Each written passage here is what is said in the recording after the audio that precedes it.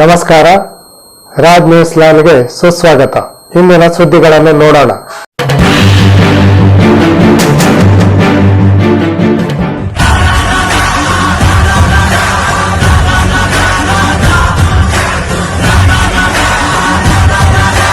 ತಾಲೂಕಾ ಆಡಳಿತ, ತಾಲೂಕಾ ಪಂಚಾಯತ್ ಹಾಗೂ ಪಟ್ಟಣ ಪಂಚಾಯತ್ ಆಶ್ರಯದಲ್ಲಿ ಬುಧವಾರ ತಹಶೀಲ್ದಾರ್ ಕಚೇರಿಯ ಸಭಾಭವನದಲ್ಲಿ ಶ್ರೀ ಛತ್ರಪತಿ ಶಿವಾಜಿ ಜಯಂತಿಯನ್ನು ಆಚರಿಸಲಾಯಿತು.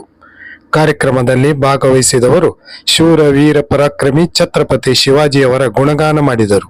ಈ ಸಂದರ್ಭದಲ್ಲಿ ಮಾಜಿ ಶಾಸಕರಾದ ವಿಎಸ್ ಪಾಟೀಲ್, ಜಿಲ್ಲಾ ಪಂಚಾಯತ್ ಮಾಜಿ ಸದಸ್ಯರಾದ ಎಲ್ಟಿ ಪಾಟೀಲ್, ತಾಲೂಕಾ ಪಂಚಾಯತ್ ಕಾರ್ಯನಿರ್ವಾಹಕ ಅಧಿಕಾರಿ ಟಿವೈ ದಾಸನಕೊಪ್ಪ, ಪಟ್ಟಣ ಪಂಚಾಯತ್ ಸದಸ್ಯರಾದ ಅಶೋಕ್ ಚಲವಾದಿ, ಮುಖಂಡರಾದ Chidananda Harijan, MP Kusur, Babanna Konankeri, Jnaneshwar Gudiyal, DF Madli, Shridhar Dori, grade 2 tahsildar Chandrashekhar Hosamani, ಪಟ್ಟಣ ಪಂಚಾಯತ್ ಸ್ಥಾಯಿ ಸಮಿತಿ ಅಧ್ಯಕ್ಷರಾದ ಶಿವರಾಜ್ ಸುಬ್ಬಾಯವರ್, ಬಿಜೆಪಿ ಅಧ್ಯಕ್ಷರಾದ ಮಂಜುನಾಥ್ ಪಾಟೀಲ್, ಪಾಂಡುರಂಗ್ ಟಿಕ್ಕೋಜಿ ಮುಂತಾದವರಿದ್ದರು. ಉಪ ತಹಶೀಲ್ದಾರ್ ಜಿಬಿ ಭಟ್ ಕಾರ್ಯಕ್ರಮ ನಿರೂಪಿಸಿದರು.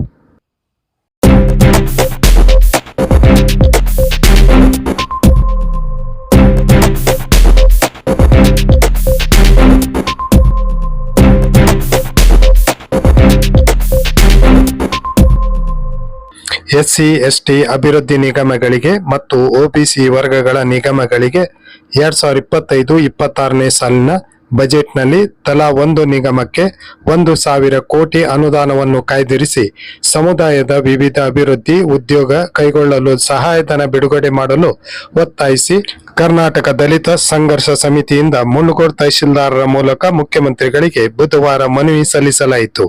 ಈ ಸಂದರ್ಭದಲ್ಲಿ ಕರ್ನಾಟಕ ದಲಿತ ಸಂಘರ್ಷ ಸಮಿತಿಯ ರಾಜ್ಯ ಸಂಘಟನಾ ಸಂಚಾಲಕರಾದ ಎಸ್ ಫಕೀರಪ್ಪ, ಜಿಲ್ಲಾ ಸಂಚಾಲಕ ಗೋಪಾಲ್ ನಡಕಿನಮನಿ, ತಾಲೂಕಾ ಸಂಚಾಲಕ ಜುಜೆ ಸಿದ್ದಿ, ದಲಿತ ಮಹಿಳಾ ಒಕ್ಕೂಟದ ತಾಲೂಕಾ ಸಂಚಾಲಕಿ ಯಲ್ಲವ್ವ ಹರಿಜನ್, ಹನುಮಂತ್ ಕಟ್ಟಿಮನಿ, ವಿರೂಪಾಕ್ಷ ಹಿರೇಮಠ್, ಪ್ರಭು ಅರ್ಶಣಗೇರಿ, ದಲಿತ ಸಂಘರ್ಷ ಸಮಿತಿಯ ಪದಾಧಿಕಾರಿಗಳು ಸದಸ್ಯರು ಇದ್ದರು.